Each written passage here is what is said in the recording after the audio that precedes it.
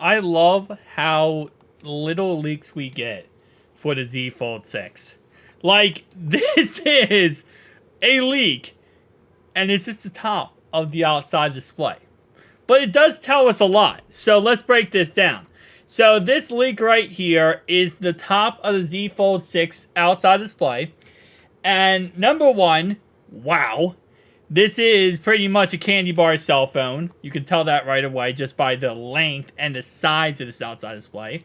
We have the typical punch hole camera right in the middle. That's kind of, what we expect when it comes to the Z Fold 6, similar to every other Z Fold phone that has come out. The bezels are very thick.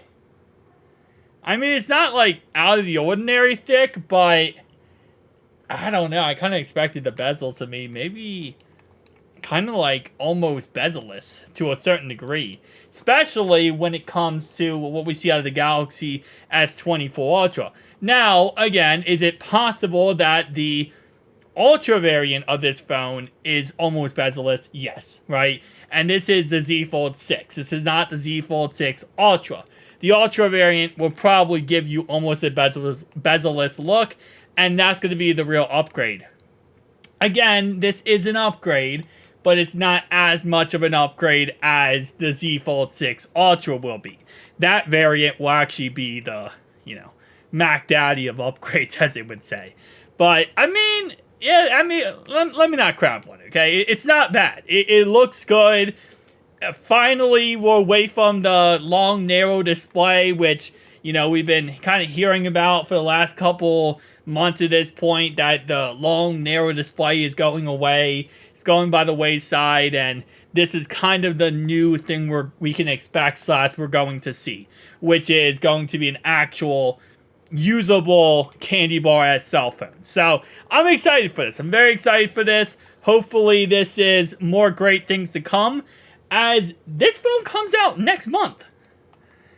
I don't know why my voice has got like real high pitched right there, but this phone comes out next month, and we still have little to no leaks about this phone, which is insane. And Samsung doing a really good job this year of shutting down any types of leaks, because normally we have at least a little bit of leaks by now, right? We got a little bit of information usually that we can go off of and kind of get a rough outline of what the phone looks like, but not this year. Samsung is keeping tight-lipped.